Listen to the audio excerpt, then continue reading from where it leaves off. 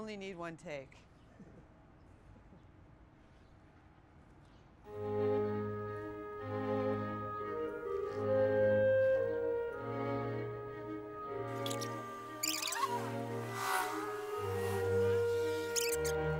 You too, guys.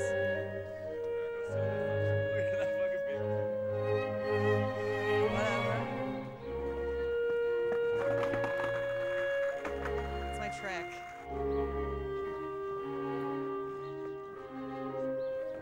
Big picture, I have like too many ideas all the time. And so like the first video game I made, I set it inside of a prison, which was like my way to kind of control my ideas. I was like, if I set it in like one location, which I will be trapped inside, it will force me to look at ideas in one location instead of like shooting out all over the place.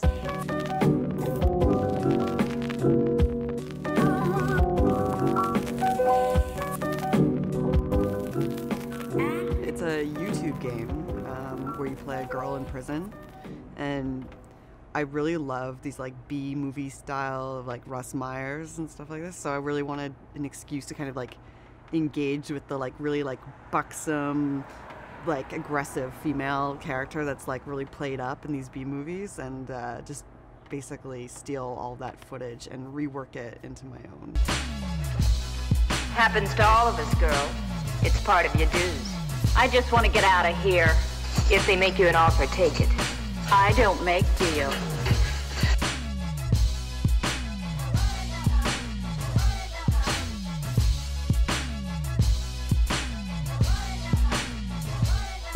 Yeah, no, the prison actually was like hitting upon that. I was like, good, like I will trap my mind, I will trap my creativity, so it was good. It's a choose your own adventure where YouTube becomes like your way of selecting your adventure. So you navigate from video to video. And so it's FMV, I guess is like the formal term, but that's typically, I guess, like CD-ROM style situations from like the 90s or 80s that people don't give a shit about it anymore, but trying to make it contemporary. Although the YouTube thing was strategic in a sense where I thought that the story could potentially continue where people, because like YouTube is a creative community, people making their own videos could be like, I don't like the options she presented here. I'm gonna make my own option, and then they could like send that to me and I would gladly incorporate it into the game. So it wouldn't just be my narrative. It could like really use the interconnected format of the internet to like build out its own story. Am I setting up now? Yeah. All right. I haven't done this yet this season, so.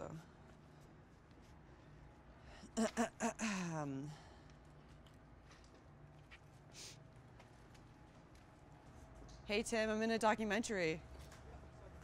Isn't that cool? Are you jealous? Do you want to be in it? All right. Bye, Tim. Raw cooking as well is like, I sit in one place and like do one thing. And instead of like, oh, I should go over here and do this now, and like living sort of spontaneously and sporadically. It's a way to kind of just do little instead of a lot. I found this in Kensington, just like a burlap coat, and then like rug hooked this like giant like lion, tiger, leopard thing on the back, and its paws come over the front. This was in a fashion show in the fall actually. It was like really cool. Pretty crazy. I think like a lot of this to me is actually like the internet come to like life. Like the colors, the like ridiculous cartoony figures is like to me very like internet style. You know, kind of Photoshop-y, cartoon cutout.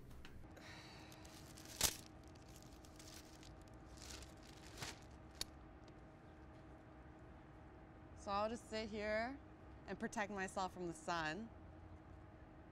And I feel like people are probably still just sleeping in. But normally it's like really crowded. Normally there's a line. Digital, you can reach way more people, obviously. Like I'm standing on like a street corner trying to yell at some people walking by chance, but digital, you have like the internet, obviously a huge platform to meet any amount of people who could potentially be into your stuff. So I like the accessibility with it. But besides that, I actually really hate the screen, and it drives me crazy, like sitting at it and making stuff is like a labor of, has to be love, because the screen is just torture, I find. Sitting down in like a horrible position and like just feeling really uncomfortable, like your eyes start to wear, and then you're like, and it has this like weird element of like obsessive controllingness going on with it, which can kind of be like a bad spiral for creativity, but can also be good. With digital, I can maybe be more myself in it because I feel like it's more being alone actually with digital, because I don't know who's really looking at it. It could just be me. So I live here with 6 other people. So there's like an array of things that have been collected over the years from other iterations of 6 people that have lived here, including this piano.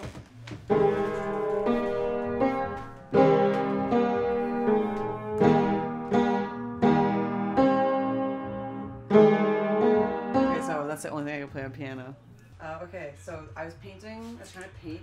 This is the worst painting I've ever made in my life. This is the worst thing I've ever done, but it will be good eventually. I was trying to paint all the roommates, and so this is Tim right here with his like spoon and his beer bottle. This is the note that I left before you guys came for the house. I said, "Dear house, some people will be here tomorrow, 12 p.m. to shoot some documentary footage of me. Don't even think of trying to steal the spotlight. Turnover. I will seriously be mad for reals. H." So that's why you're only seeing me on camera. This is the environment I live in, and if this is not, like, once you put together this environment, maybe you would understand, like, the video games and art stuff that I make. It's so random, is, like, definitely influenced by this environment.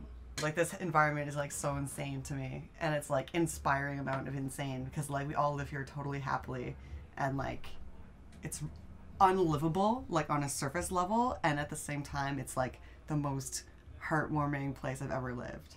And this is my room. Hey, check out my room. This is like my inspiration. This is from the East Coast, okay? There's now a rug cooking museum of North America in Nova Scotia, which is totally brand new. And I went to check it out, and this mask was there, which was like, how weird is this? It's made in Shetty Camp, Nova Scotia, by like some students or like some seniors. And I think it's supposed to be like a Mexican style fighting mask or something, but it doesn't really fit a face. The eyes are like way up here. But like this is, to me, like is like the weirdest shit ever. And it's the kind of stuff that like people make and they kind of like don't even know that they're making this like amazing stuff. And to me that's like folk art, and then that's like the games I make are like trying to capture that, like that sense of like ignorance, like I don't know what I'm making, but I'm accidentally making something amazing. Welcome to Psxebook. Welcome to Psxebook. The series of tests you are about to undertake are part of an experimental prototype in consciousness mapping software. As such, it is imperative that your full attention is maintained throughout the duration of the procedure. Thank you for your cooperation. Cyborg is like basically a brain, it's actually like a brainwashing mechanism. So we put it inside the back of a van that people would go in one at a time, and they would answer a whole series of questions, the purpose of which, answering these questions, was to create a model of your psyche into the system. So you're basically replicating your consciousness into a digital format.